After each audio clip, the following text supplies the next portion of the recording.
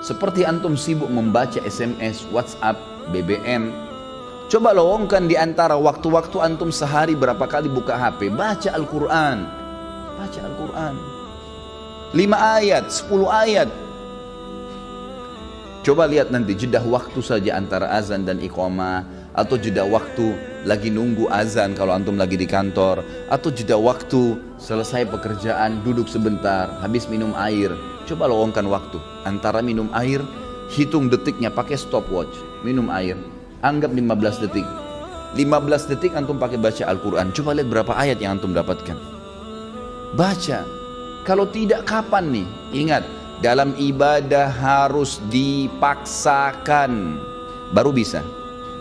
Kalau kita tidak paksakan diri kita, tanda kutip, tidak paksakan sholat malam, tidak paksakan berpuasa, tidak paksakan bersedekah, tidak paksakan mengambil Quran dari rak atau membuka aplikasi Quran di HP dan dibaca, tidak paksakan menjenguk orang sakit, tidak paksakan hadir di majelis ilmu, tidak bakal pernah bisa.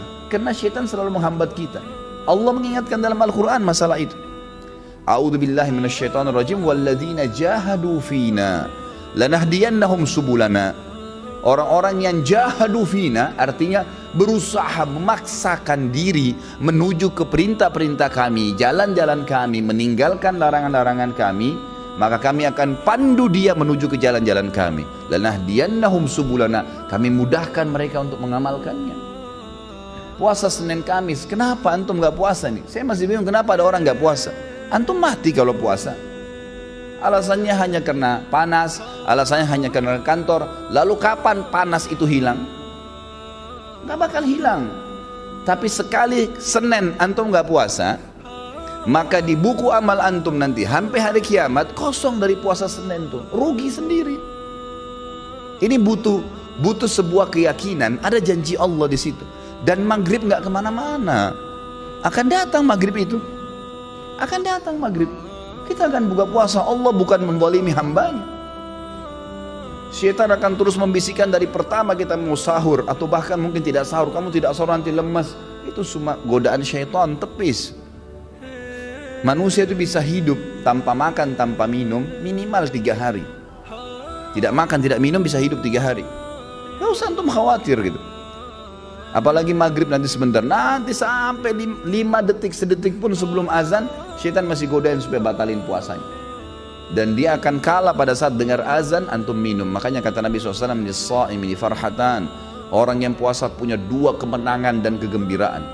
Farhatun inda fitri, gembira yang dia dapatkan pada saat buka puasa. Di sini makna hadisnya bisa berarti kegembiraan pada saat dia minum karena hausnya hilang. Bisa kegembiraan karena dia berhasil mengalahkan syaitan. Dia akan dapat pahalanya. Wa farhatun inda liqa'i rabbi, dan kegembiraan pada saat dia bertemu dengan Tuhan. Kalau seandainya kita masbuk sholat subuh 1 rakaat, mungkin ada uzur, mungkin sakit perut, anggaplah, ketiduran, anggaplah. Tapi uzur ini hanya akan melepaskan kita dari hukuman Allah Subhanahu wa taala, kalaupun di perbuatan itu ada hukuman. Tapi ingat, kehilangan pahala nggak bisa diperbaikin. Beda antara orang yang ketiduran masbuk 1 rakaat dengan orang yang dasarnya memang bangun dan tiap hari dia paksakan dirinya untuk mendapatkan dari rakaat pertama. Beda pahalanya, walaupun sama-sama hadir subuh. Dan yang masbuk 1 rakaat sampai hari kiamat, dia tidak akan pernah bisa memperbaiki kekurangan 1 rakaatnya itu. Coba kalau kita masbuk misalnya, pas datang imamnya sudah rakaat kedua, masih bisakah kita bilang, imam maaf kembali ke rakaat pertama untuk kita ikut dari awal takbiratul ihram? Gak bisa. Berarti orang yang ikut dari awal sama imam, dari Allahu Akbar sudah dicatat pahala oleh malaikat, dari iftitah sudah ada pahalanya, dari Al-Fatihah sudah ada pahalanya, dari surah yang dibaca ada pahalanya, ruku ada pahalanya, gerakan dan bacaannya, itidalnya, kemudian terus 1 rakaat sujudnya. Bukankah kata Nabi SAW, ya, tidak ada seorang pun yang sujud 1 kali untuk Allah kecuali Allah akan tinggikan derajatnya.